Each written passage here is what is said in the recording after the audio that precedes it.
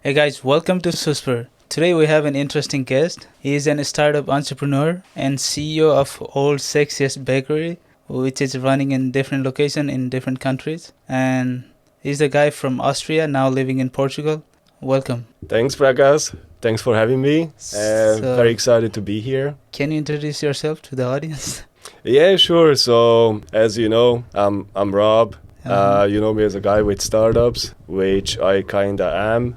I came to Portugal through Lisbon Challenge, where this is basically a startup competition, and we got selected out of 200 startups. We got into the finals. So the final 16 came for a 5-day boot camp to Lisbon, and out of those 16, 4 got selected that got into an acceleration program. That was Yeah, I want to get into your startup journey. Before that, can you tell a little bit more about yourself? Can you bring it to the past, like where you were born and where you grew up? I grew up in Central Europe. My mom is Austrian. My dad is Slovakian. Yeah, also my grandma is Hungarian. So it's literally, I got all 3 from Central Europe. Something that was kind of positive and negative in some ways was that I had all these 3 backgrounds, but I actually got exposed to all 3 cultures. Surprisingly enough, all 3 are very different because it is as if it was 3 different peoples living in one area. The Hungarians, they were more, I think it was a nomadic culture from before. The Slovakians were Slavic, so more similar in terms of culture to people from Czech Republic, probably Poland, and these places. And then Austria, that is a Germanic culture, very similar to Germany, Switzerland, so very different cultures. All right. You know, I'm from Nepal, so I grew up very differently than you, definitely. I just want to ask you about, how was your life growing up as a child? I grew up actually in both. Austria and Slovakia. Yes, Okay. because my parents divorced as well. So that was actually quite hard for us, for me and my brother.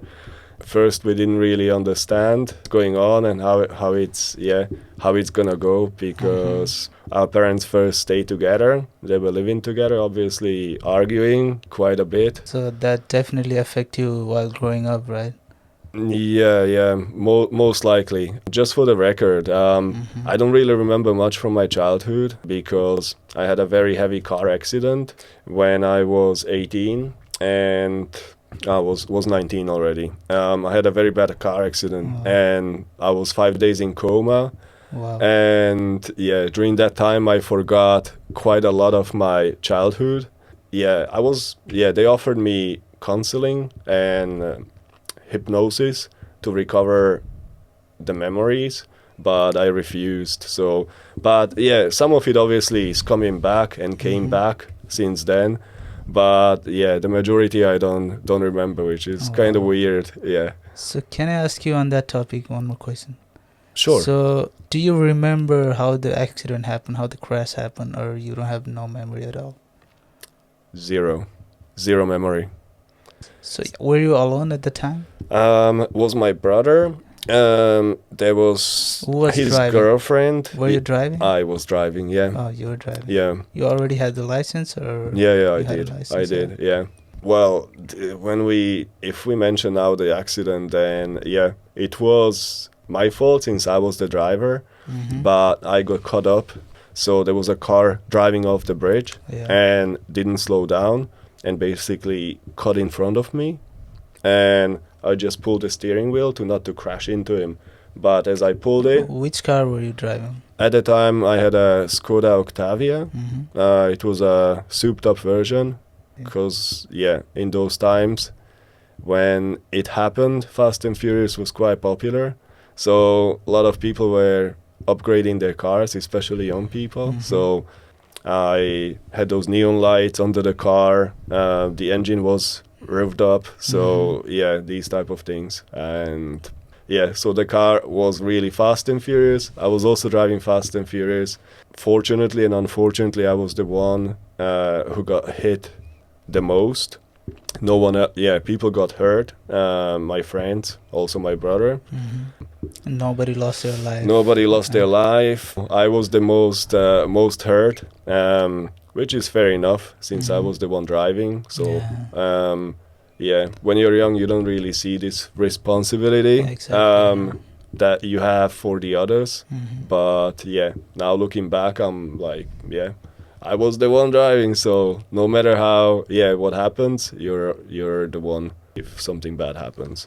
Yeah, it's very unfortunate, you've been through that, and then but the good thing is you are here with us. So that Yeah. means you survive everything, and it's part of your life now. Yeah, yeah. So, but do you still drive, or you're not driving at Oh, all? yeah. No, Yeah. I love driving. I love driving, yeah. I had a few accidents after, unfortunately, but yeah. Maybe well, not as big as that one, right? No, not as big as that one, yeah. Yeah. That one was really, took me out of the regular life for 6 months because I was Wow. 3 months in the hospital, tied to the bed. I was in the bed for a couple of months, no, nearly 2 months, basically just lying, and then a wheelchair, and then crutches. So you said you were in coma for like 5 days, right? mhm.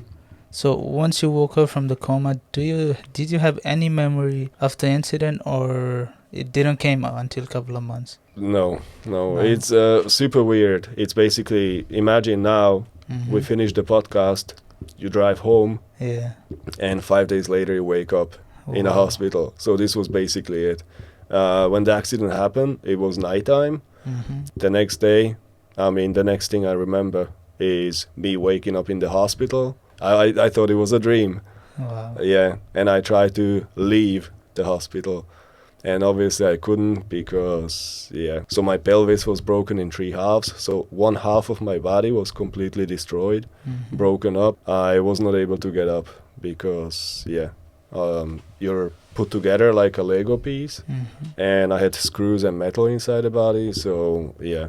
Do you still have metal in your bodies? In Yes. some areas you do? Yeah, I do, yeah. But do you feel any discomfort because of the metal, or it's just normal?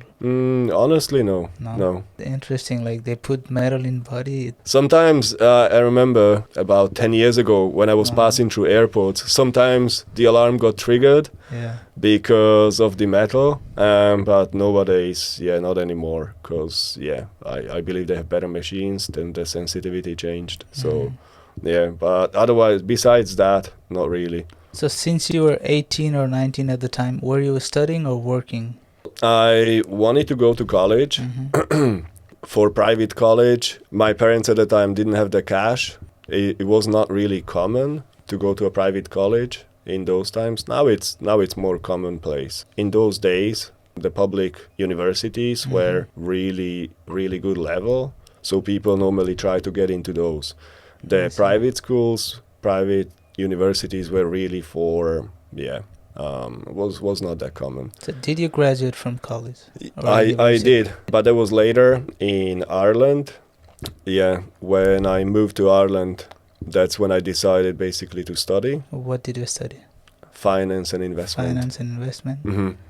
I started off with IT, but in my first year, I realized I don't have the patience. Yeah, I to can understand yeah. that part, yeah. To sit and learn code. I had the attention span of a cat, so it was not really helpful. I had a very good economics professor, and I enjoyed the classes so much. It was basically like watching a YouTube video or listening to a podcast. Yeah. And that made me to look into finance. And then I'm like, all right, so hedge fund managers, they make a shit ton of cash. I'm like, okay, I will change the second year. Because in the first year in the uni, I was Dublin Business School, you have a base of subjects. And later on, you spread into more specific topics. So I was still able to change after the first year. So being graduated from the university helped you to become a startup entrepreneur, or you completely learned differently? Honestly, it helped me zero. So your graduation didn't really help you on your entrepreneurial journey? No. No. It was completely zero because I started my first company while I was still studying. I had a part-time job as well. So I was studying in Dublin Business School, had the part-time job at the time. I just started in Bentley, yes. So it's not a car manufacturer, unfortunately. It's a software company. They had an office in Dublin, and I got a job there in finance. There I met my first business partner, Murad. He's from France. Yeah, I had an idea for one type of a pastry that I saw in Hungary, and it was super popular. And I just thought, all right, this might work really well in Ireland. You know, a lot of people, they go to university, you know, planning their future. Okay, I'm going to do this when I graduate, you know. They plan their future, they get a degree, and then maybe they get a job to a company. And then most of them, they end up doing completely different, you know, different than what they studied. In your case, I can see pretty much the same thing. They had a finance degree, you went to work in a company, you met a business partner there, and you chose a different path, right? Yes, yeah. So tell me about your startup journey. When did that start? Is it that time you started to get into this? Yeah, it was basically in that time. Came literally out of nowhere. I just thought, okay, this should be here in Ireland, and I can just import it because it arrives frozen. What was the first business idea for you to quit the job and then get into that full time? Which one? The wholesale distribution business. Okay. So with those little pastries, we started importing it. And my business partner, unfortunately, was my first one. Didn't turn out really well because he was not really present in the business. Yeah, I'm watching you, Murad. Yeah, so it didn't turn out really too well. But in the university, I met my other business partner, who was really interested in the business. I bought him basically out, and Garrett, my other business partner that I met in the college, I didn't really want to do it alone as well. It was my first business, and I just felt like, okay, will be more fun do it with someone. So the new business partner joined the company. Since then, we also became really good friends, best friends, and started building the company in a serious way. We were both in college at the time. Did you sell that business or? Yeah, so that business we started in 2012. Yeah. I graduated a year after in 2013. Didn't actually want to graduate because I didn't feel like I need the degree. And I was like, it's literally toilet paper because even if I graduate, I would want to have my own business. Even if it's a cleaning company, I would rather have my own company than to go and work for someone else. I just had this motion. You know, I'm driven by the same energy because I've been in Europe for close to 15 years. I think the only time I worked for someone else was less than 2 years, you know. So before starting my business, this business here, I was in Amsterdam. I was doing all kind of work, maybe selling water on the street, selling merch on the street, you know, doing anything, you know, flipping stuff on online markets and stuff. But I was never interested in working at a restaurant or working for someone else, you know. You know, it's different when you work for yourself. At least you have control of your time and you feel the freedom, you know. And then once you felt that freedom, you don't really want to be bothered by someone telling you what to do and stuff. Yeah. So it's interesting. Yeah, I worked for my auntie for a little bit before moving to Ireland, but that's family, and it's more like, you don't really work for real. It's more like fun. But when I was really on my own was when I moved to a new country. My plan was actually to move to Canada, but there was a stopover in Ireland. And somehow I just ended up staying there. I was with a girlfriend from at the time. I worked my very first job was in eBay. Mm-hmm. was I didn't have a university degree, so normally there was the requirement, but in Ireland you didn't have many German speakers, so they were literally taking anyone who was tech savvy, was able to work with a computer and spoke German. So yeah, and I actually had a really good experience because it was my first corporation, and eBay at the time was quite famous. It was like, oh wow, it's cool, this company had a nice office building, people were nice. So it's very easy to fall into the trap to go and work for someone. And while I was in college, this was very comfy. And my second job after, because the recession came, so lots of people were let go. I was quite happy because I was very bored in the job.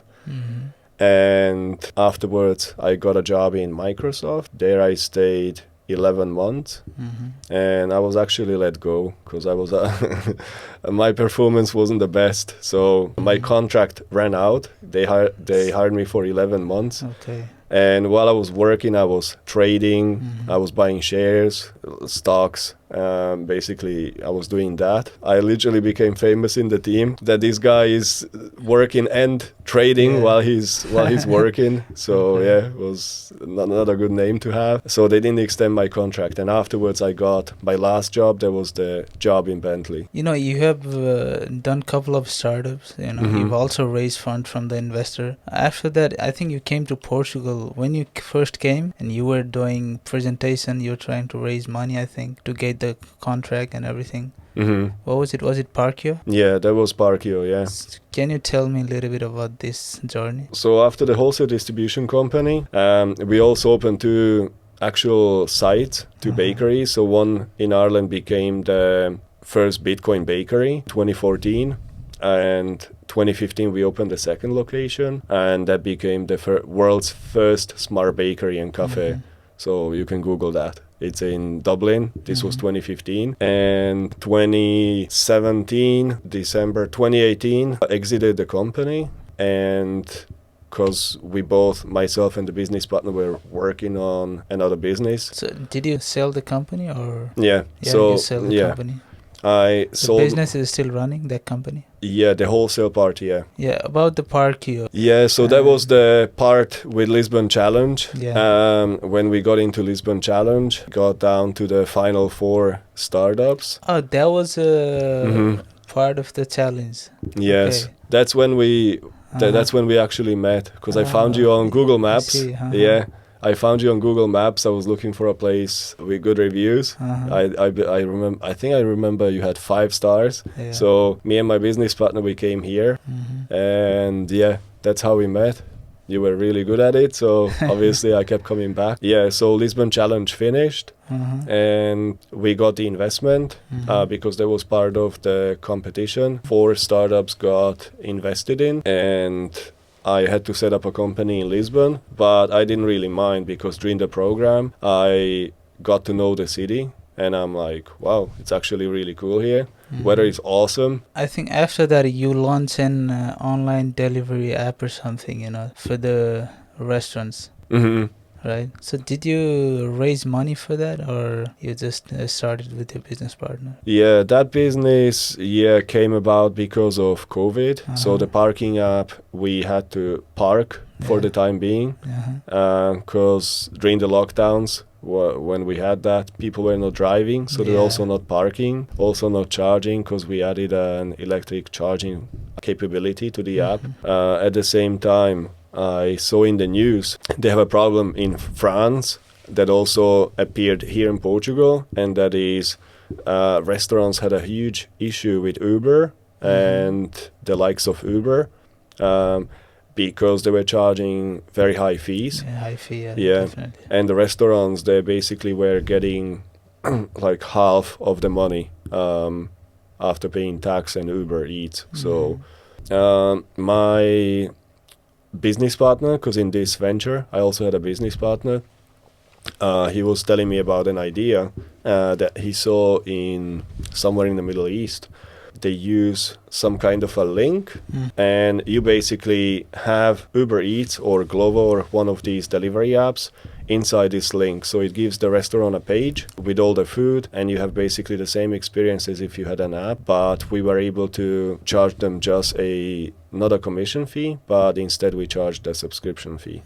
And because we didn't have to do all the building up of the apps, so our costs were a lot lower than the one of Uber Eats or Glovo or Bolt Food, basically. So this was a pretty cool business. We got a partnership here with the local government because they saw that, okay, the restaurants save thousands by using us instead of Uber, and they wanted to help. How do you get the partnership with the government? You go with them with the presentation, you show them your product, and then they want to work with you? So I literally walked into those places because calling, I noticed, didn't really work because you always got it through to the reception. At the reception, the person either didn't speak English or they said, oh, just send an email, call some other time. So you call another time and you kind of can't meet nobody. Instead, for me, it's always just going from A to B. Doesn't matter how you get to B. You just go the quickest and shortest way. So I just walked in, was able to present my case, and they obviously liked it. That was basically it. You present your case to the government, they wanted to work with you, and then what happened? They asked us to send a PDF with the explanation of how it works, and then they would distribute to they always have a list of businesses in their district. They will resend that email with a PDF and say, okay, we're working with this company. They have an interesting service that we think would help you. So they basically were selling for us, which was really cool. I wanted to ask you a question about, raising money from investor, and for me, I don't know much about this stuff. It's for me to learn for myself and maybe for the audience. What is the process like from having the idea of a startup and then turning that into a product and then giving the presentation and trying to get the investor to invest in? Can you walk me through the process? The first time that we raised was actually through our accountant in Ireland. So the wholesale distribution business we raised, our first was 10,000 euro, was a small investment. Is there any framework? It's quite typical how startups raise money these days. If you go to an accelerator and you're one of the best ones there throughout the whole process, because normally when you attend as a startup an accelerator, you go in with a business model that kind of works. So you already had a few clients most of the time, but you haven't really scaled, because if you're really scaled and have a startup that works really well, then you don't go to an accelerator. Why? Because you already are so busy to service your clients that you don't really have time for anything else. So most of the startups that attend accelerators, they need a bit of help, and we were in such a position at the time. So at the end of it, throughout the acceleration, they rip your business model apart. They try to make you think in different ways and basically improve whatever you were doing. So this was pretty cool. At the end, they actually were not that sure. So if they were going to invest into Parkio, and we got parked, and I had to come back after the program to pitch again, and I went to Aveiro, which is north of Portugal, and that's where the investors, called the Red Angels, were based. That was their head office. I came to Portugal, was in January, and I had to travel up and basically do a pitch. So during the pitch, you have to present, okay, what is your business? They already knew me from the accelerator. When you're pitching to investors, what they really want to know is how they are going to make money. So you need to show them how you are going to get clients and how you're going to grow the business. Because let's say you're asking them for 100K, you need to show them how that 100,000 is going to be invested and how you're going to grow the money. So you can still spend all the 100,000, but you should be able to acquire customers and hopefully recurring revenue. So customers that come back. So pay you not just once, but pay you multiple times. in case of investors, you know, Mhm. do you have to pay them back? How do you pay them back? You don't really pay them back as per se. You pay them back by making the company successful. That's number one. But if you fail as a company, do you still have to pay the investor? No. No. Depends on the contract, depends on the investment contract, whether there was negligence as well. Because, yeah, many times some companies, there was some cases, startups where the founders, they took on millions and 2 years later they declared bankruptcy. So they overspent and mismanaged. So if there's no negligence, then the business just fails. If there's any assets that are being sold off, if you're a fair person, then you pay them back. Of course, also the investment contract, normally, if the company fails and there's a sale of assets, then the investors are paid back first. And if there's anything left, then you get the cash. But normally, the way you pay them back is to grow the business.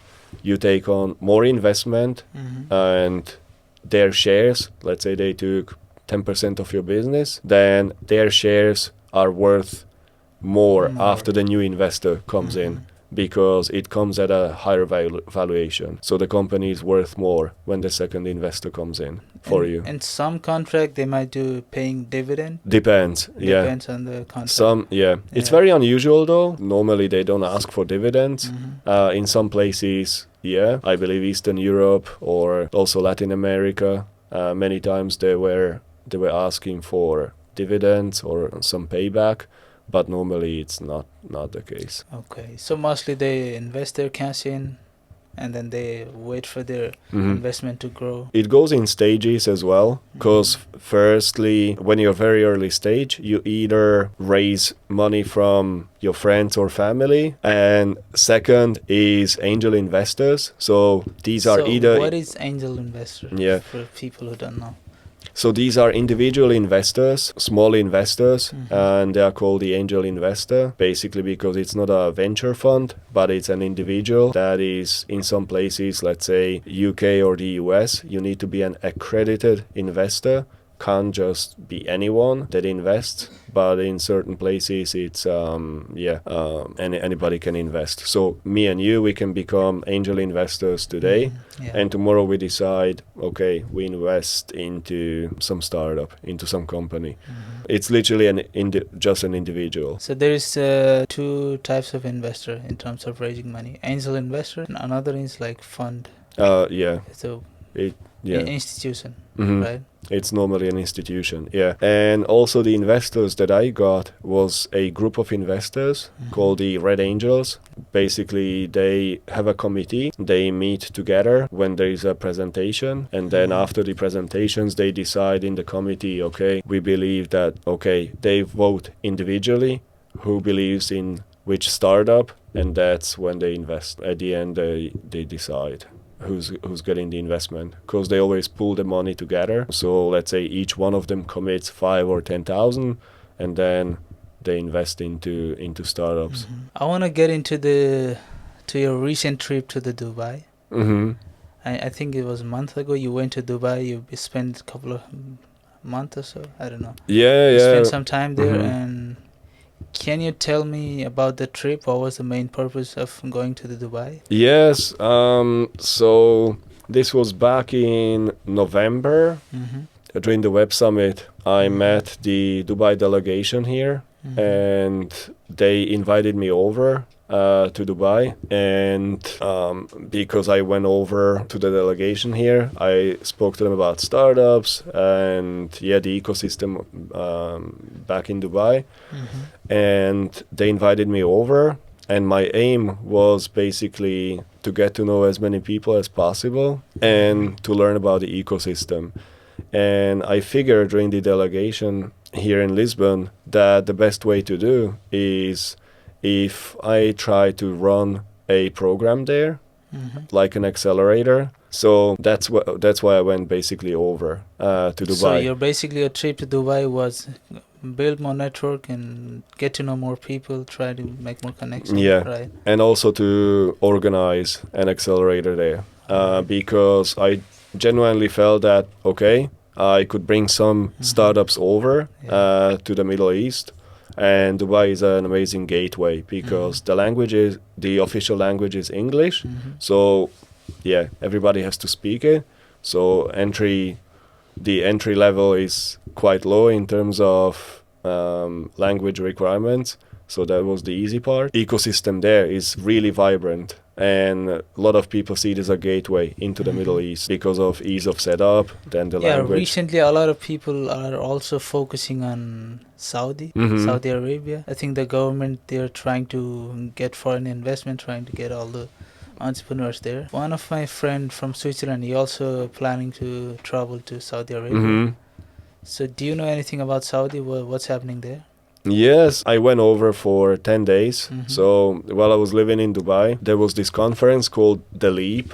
They say it's the largest kind of tech event or startup event in the Middle East. It was actually really massive, it was huge. So this was taking place in Riyadh. And yeah, this is why I flew over. And it was my very first time in the country. I was shocked in a positive way because you don't really know much about Saudi. Normally the news you see, everybody knows there's a desert. Yeah, it's very hot, and that's basically it. All about the oil, but you don't really know much about its people or anything that's really happening there. Because the country was close to even to tourism. I believe they opened 3-4 years ago. And now they have a new king, and the guy is changing the rules of the country very fast, and he's basically implementing the business model of Dubai, but on a larger scale, because the Emirates is a lot smaller than Saudi. And my very surprising thing was the people, because they were super friendly. Probably never met people as friendly as the Saudis. They were all very enthusiastic about the country, that it's growing, and they want to build it. You can see genuinely they want to build a country. So when you're a foreigner, you come in, they want to help you, because by helping you, they know they are growing their country. And if you succeed, they succeed. And this was kind of refreshing, because it's kind of, not just take, but also give and take. So it's mutually beneficial. And again, just very easygoing and super friendly people, very genuine, at least the people that I met. So my experience is very positive, and I'm definitely going back as well. You went to Dubai, you went to Saudi, and then you come back. And I think you went to Azores, right?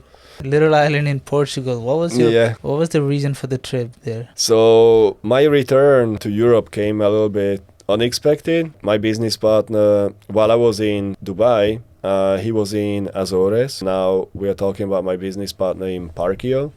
And in the meantime, me and him, we started a new venture. So we basically started buying companies so it's called private equity, where you buy other existing businesses. So it's not like investing into startups and buying some shares, but you basically buy the entire company. And if you buy an existing business, the older the better, because 90% of the businesses fail within the first 5 years. So the number is very high. So again, a lot of people try, but it's not for everyone to do business. So most people fail. This is not me saying or wishing to anyone. It's quite the opposite. This is the statistics, and numbers don't lie. So if you buy a business that is 5 to 10 years old, it's very unlikely that business will disappear in the next 5 years. Any business that survived the first 5 years, that could survive longer, Yeah. Because that is the hardest part of surviving the market. The first year, I think it's 60% of the businesses fail. So being back on the Azores, how successful was the trip? I was really interested and keen on working out a new deal, because it would be also something different and new. This was a new area for me, and that was basically why I went over. And in terms of how successful it was, so I can say got a good few leads, and we are still in discussion, because once you find a good company, then it depends on you and the business owner how fast you can basically wire the things through. So it's always a long discussion because not most people are not really keen on letting their baby go as well. Now I want to bring you back to Lisbon, where you started your bakery business. I don't know if people know this. He has actual business running it. I would say it's one of the world's sexiest bakery, right? So the first location you started was Lisbon. So I want to ask you a question. How did the business idea came up to your head? Oh, so you're talking about La Putaria. Yes. It is the world's sexiest bakery. It was not me saying, it's Yahoo News. I think there was a time when you opened it was widely everywhere. I saw on the internet, I think on Instagram, on Google, on Yahoo, also on television, also on Brazilian TV. It was crazy everywhere. You were everywhere on the business side. So it was one of the world's sexiest bakery. Crazy thing is, the thing I want to ask you is how the idea came up to your head. So it was another friend of mine. He saw this concept in Thailand, where they were selling a very similar product, but it was a savory version of it. And it was in Bangkok, and it was highly popular. And I'm like, wow, this should be, He sent it as a joke, because at least the first time you see it, it's like ridiculous. But I saw the potential because over there they had a queue of people, and I saw that it is the people that generate the marketing for the business. So your friend gave you a business idea as a joke, it's just to play around, mess around, and you really saw potential in that. Yes. And then you actually executed it. Yes, right. I just saw the potential in it, and at the time I still had Parkio and the new company, the delivery business, the SaaS company, and this was meant to be literally a side project because it was just so hilarious, and I just saw it as fun. I'm like, I really gotta do it here, because it's so ridiculous. So the Lisbon was your first location, and how was the starting? How successful was it? I had to find out how I can get those machines that will produce the products. Basically, genital shaped machines that can bake the waffles. Found it a good name, which was the only name that I kind of knew was ridiculous in Spanish. Was in Spanish, not Portuguese. La Putaria, which was funny. A lot of people are telling me not to use the name, especially my girlfriend. She's like, oh, the Portuguese will be offended, or they will not like the name. And then I asked some Portuguese, even older ones, even my investor who invested in Parkio, and they all liked the name. They found it funny. So I was like, perfect, okay. So I used the name La Putaria and basically found a spot after COVID. It was after the second lockdown in 2021, and most places were already gone because I kind of started looking for it a little bit late. But I found a location in Bairro Alto, which is basically the bar part of Lisbon, where you have all the bars. Party center. So it was pretty good. The girlfriend was helping me. She had some really good ideas, so she helped me with it and opened the first location basically in the summer of 2021.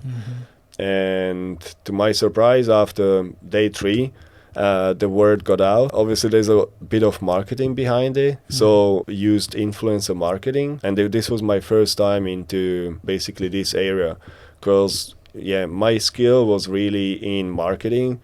So when we did the first Bitcoin bakery, or the world's first smart bakery cafe, I noticed that the news is a major driver of whatever you do. And this was the same for Parkio, because Parkio was the first Airbnb for parking spaces in Portugal. Was also the first EV, electric vehicle charging app, in Portugal. So once you always get something very interesting for your business that is newsworthy, then that does the marketing for you. You get new clients. So you had a smartest bakery and then sexiest bakery. Yes, And then like a Airbnb for the parking. So you had all those crazy ideas, and then now we're talking about the bakery La Putaria. So just tell me, how successful was it at the first? first month or two? I was expecting a really good result out of it, but not as fast and not as long, because as I mentioned, after day 3, the queue was massive. Before that, the bakery was just open without any marketing. But once the first influencer posted about it, then people reshared it. They saw it on social media, and from out of nowhere, there was a long queue. And I was like, wow, I didn't have staff at the time, because I was still looking for employees, and I was the one in the bakery, and I'm like, damn, now there is 100 people in front of the bakery. What am I gonna do? So I'm like, yeah, I'm not a baker. I'm a tech guy. So it was like crazy stuff. And I quickly called my girlfriend, so she comes in to help me. I think in that day she couldn't, so I called someone else, another friend, who came to help, and basically tried to serve the first 100 clients. And I just saw the queue is growing, it doesn't finish. So we literally ran out of dough and had to close the bakery while there was a queue. I had to say, oh, I'm so sorry, we are sold out, but if you give us a half an hour, then we'll have more. Some people left, they were upset because they already waited for an hour before that. So it was really crazy, the opening. But long story short, I was able to find the staff. So I put 5 people in the bakery. That's when I was finally able to breathe. And this was very problematic because I had the 2 other companies, Parkio and also the delivery business. So the first month was literally chaos every single day. And you didn't expect to grow so fast so quickly, and then you were overwhelmed, right? Yes, with the situation. Because I thought, okay, I'll have time to find the employees, but you know yourself, you find the employees, you need to train them. Exactly. It takes time until they are good, and some can't cope with it as well, so they are bad, so you need to find someone else. So quite problematic, but it kind of worked out. So you finally managed to find the staff, train them, and then you set everything up. And then you went to open in Brazil or Italy? What's the second location? So afterwards, I didn't really have plans for this. This was a hobby project, basically. I had the other 2 tech startups, and how massive this is. Okay, I was thinking of going to Porto, so the second largest city in Portugal, was the most obvious step.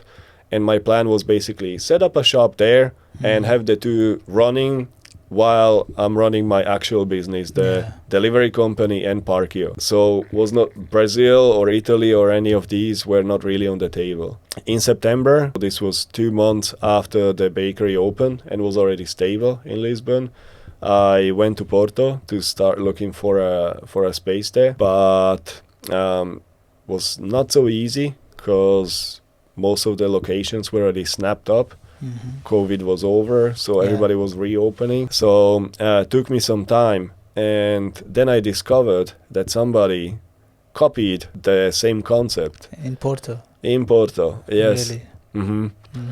And I was like, damn. And they were also portraying it. A lot of people tagged us as La Putaria because when we opened in Lisbon, it got into the TV, into the news, and a lot of people from Porto were messaging us on social media that we should open a shop there. We got hundreds of people writing. It was crazy. That's why the Porto idea came about. It was literally from the clients.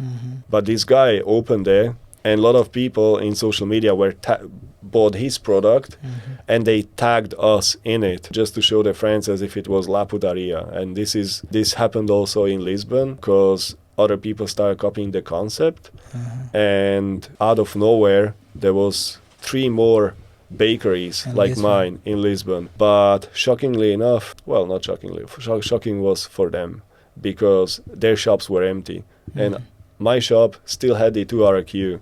So when the copycats opened, most of them opened around September, so 2 months after I did. When they opened, they didn't have the same success. Some people went over and tried, but their shops basically closed a couple of months after they opened.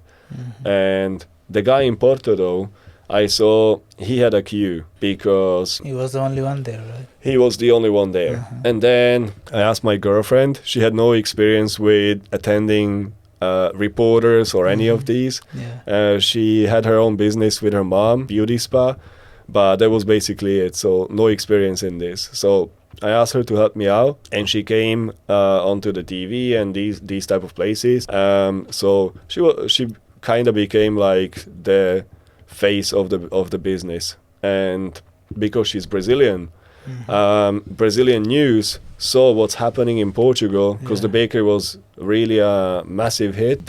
Some of, I think, the largest news agency, Globo, from Brazil, one of their reporters was in Brazil on holidays, and they asked her to do the interview with Juliana, my girlfriend, because she's Brazilian, and they were like, "Oh, Brazilian succeeded in Portugal," so they wanted to do the interview, and so they did the interview, got a lot of views, basically a lot of exposure in Brazil, and people started writing, "Oh, open in Brazil, open in Brazil."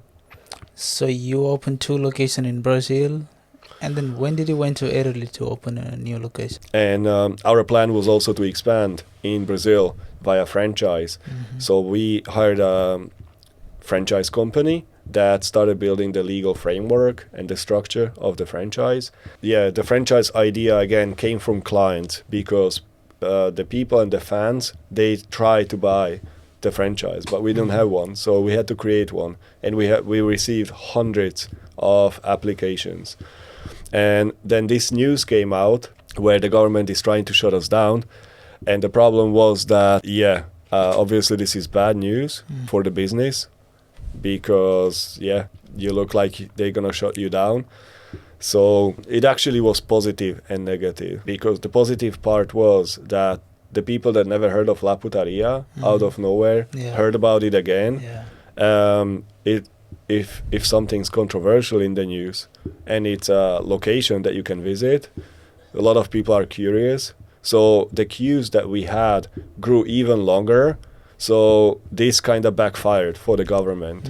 But in the meantime, it also backfired for us, because the franchisees, the franchise applicants, were again not so sure. And then they said, "Oh, now let's wait until the legal issues resolve, and then we can continue the talks." Yeah, the business in the 2 shops in Brazil was going really well, but we couldn't really expand. And in Sao Paulo, I was not able to find a location. Was also not easy over there, because the consultant that I had found one space, but once the owners of the space learned what kind of business it is, they said they're not gonna give us the space. They're not gonna lease it to us. Yeah, which was really strange again, because Brazil doesn't have this image of being a conservative country. If somebody tells me in Dubai that you can't open this here, I understand, right? Yes, because of the culture, but here it just didn't make any sense. And so I was saying about, so in Brazil, because of these issues that came up, and it kind of stopped our further expansion until the legal issues resolve. So we didn't really know how much troubles we will have after we open the next shop. So there was it was uncertain also about a franchise. So I started looking back to Europe. The Spanish guys already had, while I was opening in Brazil, for them was easier to open more locations in Spain. So Spain was out of question. I saw somebody did that in France as well. So the only country that was left and was hot in Europe was Italy. Yes. And opened the shop there. Then the plan was, okay. So you had the same success in Italy as well? Yeah, so in Italy, the plan was open the shop in Italy, and after hopefully the legal challenges in Brazil resolve, so I can go back and open more stores there and launch the franchise. But Italy was, also a very different beast. I thought Brazil was difficult, so it was 5 months until we were able to open the place. and with a lot of challenges. I wish I had given up, but I'm too persistent, so I just wanted to take it till the end and basically open the place. And yeah, the success, was not as big as Brazil or in Portugal, because by the time we opened was November already, which is winter, and yeah, it's quite rainy. It's the rainy period, autumn and close to winter, so it was okay. There we also started having problems with the government. It was 3 months after the opening, and that basically kind of spoiled the experience. It was the municipality that was causing the issues, and I heard that it was because of the Vatican. We were too close to it, and that they were pushing the municipality to get us out of city center. You have your girlfriend as a business partner at your location in Brazil, right? So what do you think of having your partner, like girlfriend, life partner, as your business partner? It's not for everyone. You really need to know what kind of relationship you have. And it will definitely change the dynamic of the relationship, because many of your talks you have normally with a girlfriend, they become business talks. And you talk about the business, well, even if you don't want to. Do you recommend, if you are both in the same path, you want the same thing, maybe it's okay to be involved in a business together? Like I mentioned, it has positives and negatives. Positives was that, she's very easygoing, very she's non-aggressive. She's not really pushing her idea too much, because if you get two stubborn people, then I'm quite stubborn, and if I have an idea or about something, I'm trying to push it through until the very end. Obviously, I also try to be as objective as possible, because sometimes your idea is not the best. So I try to leave out emotions, because normally that doesn't really lead to no good. If it's just for, it was my idea, so I have to win, or do this because I said it. I don't really have this. And neither does she. So from that regard, it was quite easygoing, and it was actually helpful, especially in Brazil, where many times I wouldn't be able to get ahead. If I needed to, of course, I can. So the positive was we got to travel together, spend more time together, and also get to know each other more. Is to keep your girlfriend or your life partner busy, because if they have too much time, I completely agree on that part. They have too much time on their hands, then they will start nagging you. Juliana, my girlfriend, didn't really have this even before, because she had that business with her mom, so she was always occupied, and so working long hours, because once you're a business owner, a lot of people think that it's sipping mojitos on the beach, or that get to have more holidays. It's actually the opposite. But then again, I think we are getting to an end.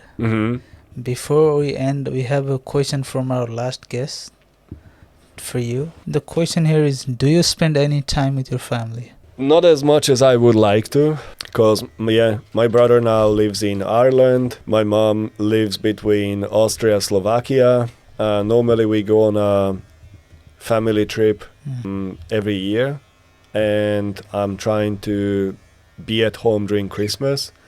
So these are the times when I try to see them, basically.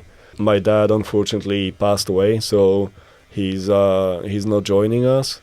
Before we end, I want you to leave a question for our next guest. It can be anything, on any topic or on any matter.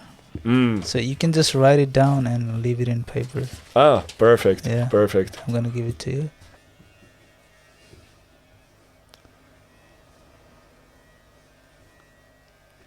How can you stay fit all the time? You're always in a good shape. Is it you have a good genes, or you work out a lot? How is it? It is the good genes. Do you work out frequently? Not as much as I would like to be honest. I used to be better at it. Because I've known you for a couple of years and I've Mhm. always seen you in the same shape. It has never changed, you know. Yeah, I'm kind of on and off with weight. Sometimes I'm bulkier when Mhm. I'm able to work out Mhm. more, but sometimes because of travel or lack of time, mostly. So I've never seen you adding fats and excess Yeah. weights and all. But yeah, that part, the fat part, is due That is a to good genetics. change. Yeah, Definitely, because yeah. my mom, basically, you would see her. She's more ripped than I am. So you see veins on her back everywhere, and she's drinking beer and eating chips in Mhm. front of TV every night. So yeah, I believe it's that. My dad was also skinny his entire life, so I believe it's genetics. All right. This part. I have the other problem that if I don't work out, I lose weight.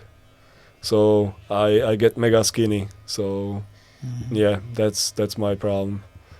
That's the only reason why I have to work out. And the accident, because if I don't work out for a longer period, I start feeling my body hurt, kinda, like my back, or also from sitting on the laptop a lot. Yeah.